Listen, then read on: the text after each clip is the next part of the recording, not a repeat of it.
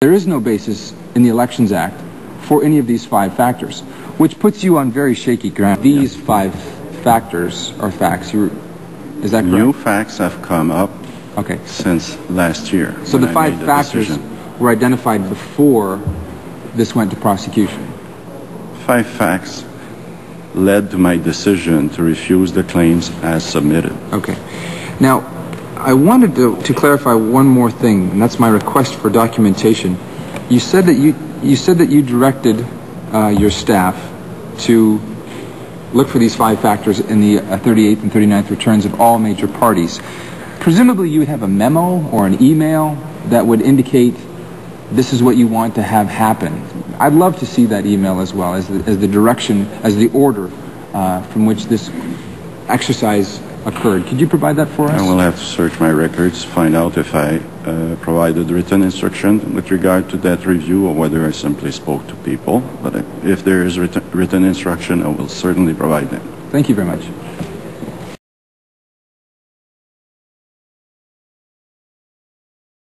Diminish or demean these proceedings by allowing it to become a forum for grandstanding in any way, shape, or form. And I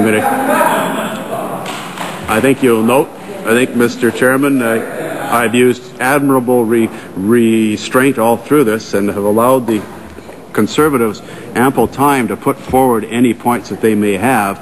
In fact, they've had very few points of substance, but that's just my opinion. They've had the right to use the time as they see fit. But now we're just getting down to smokescreens. We've heard Mr. Mayrand. We have no further questions for this witness, and I hope the other opposition parties feel the same way. A number of questions that have remained unanswered. I personally have asked a total of 5 minutes of questions.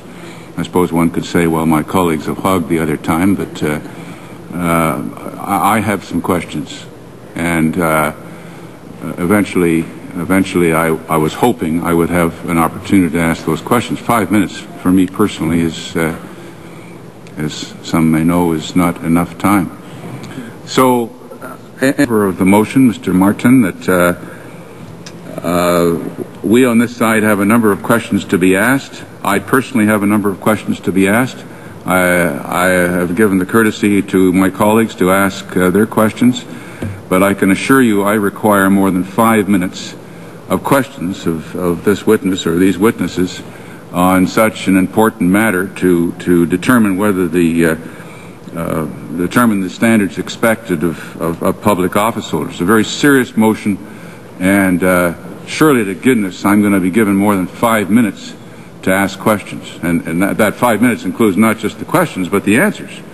So I have essentially been shut out. If this motion carries and there are enough votes for the opposition, you can do that. We're here at your pleasure. I would like to let the committee know, with all due respect to Mr. Martin's original motion, some of the comments that Mr. Martin made when he presented the motion. He stated that he has this motion forward and that we've been stalling it and we've never. That's absolutely false. Records will show that many times our party tried to expand this. We were completely willing to open our books, not just for the 2006, but we offered to open them up for 2004 as well, because we absolutely have nothing to hide. The caveat was that we felt that it should be all parties because parliamentary committees, this was the logic, parliamentary committees don't study one party. That's what the courts do. Parliamentary committees study the Election Act, advertising expenses of all parties. So Mr. Martin, quite respectfully, is absolutely incorrect with that smokescreen, that we've tried to expand this opening our books completely. They have blocked that. In fact, when we suggested that we open this up, the NDP was one of the first ones to say no. No, we don't want anyone to look at our books. And you know what else happened? The Liberals just about freaked out, especially when we suggested 2004. That's a funny one, but... And of course the Bloc voted no, because it's really, really bad for our ceiling. And the bookkeeper for the NDP party says, shove it through anyways. Put it through anyways. Monsieur Mayrand said a number of times, we can transfer funds back and forth, that's not a problem, but you can't transfer expenses. Well, Pat, here's your own party dictating that that's exactly. So all I'm asking is a round of questions to ask our expert witness how he applied these invented factors that we've all just heard about this week, or whether he did in fact apply these factors. And if he didn't, why not? These are legitimate questions. They're not partisan. They're not attacking the Chief Electoral Officer. We have great respect for Elections Canada. Absolutely. In fact, I remember meeting Monsieur Mayrand on a number of times. I have nothing but the greatest respect for this man. But clearly, something has gone wrong. And if this is anything else besides a liberal, political, public stunt, then our members will vote to continue at least for 8 more rounds. That is absolutely fair, especially given the parameters of which questions we can ask the witness and which questions the witness can answer or can't answer, all of which was debated at committee.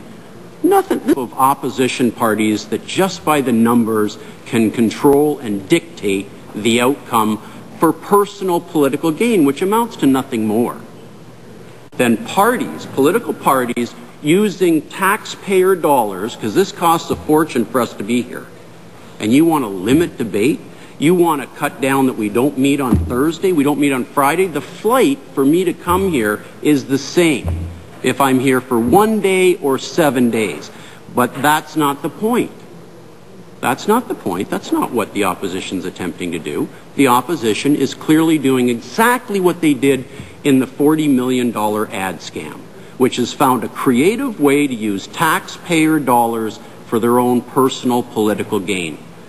So I'm totally supportive of going 8 more rounds, not 15. I think that might be unreasonable. But 1 more round, not reasonable, not democratic, and I'm going to support the sub-amendment to go 8 more rounds as a compromise, as a reasonable compromise to look for the truth, if in fact, that's what you're looking for. The Conservative Party was applying these standards that a different, less stringent standard was being applied to other parties. This is another question that I would have pursued with the Chief Electoral Officer. Their own books from being discussed. We don't want any discussion of our own activities because we don't want any of that to be brought into public light. We don't want to show that we did exactly the same thing of which we are accusing the government. And as soon as we started to ask him questions which demonstrated fatal weaknesses in his legal arguments, then they said, oh, no, we can't have any more questions about that because that's before the courts. So we can't have any discussions of the weaknesses of his case because that will appear before the courts. And so we won't allow that either. And then we have, I mentioned this example of the Bloc Québécois deliberately transferring expenses to its local campaigns, and now you're saying, oh no, that can't be discussed because it was in the year 2000, and everything that happened in a leap year is not allowed to be discussed before the committee. And now that we're driving home a lot of these weaknesses, some more weaknesses with the questioning of the witness, they say, oh no, we can't have any more questions because it's almost noon and no questions are allowed after noon. There's a rule, it's an ancient parliamentary tradition that questions aren't allowed after noon. So as soon as the opposition starts to find itself in a danger zone, then they invent a new rule as to why questions about them or Elections Canada cannot be asked.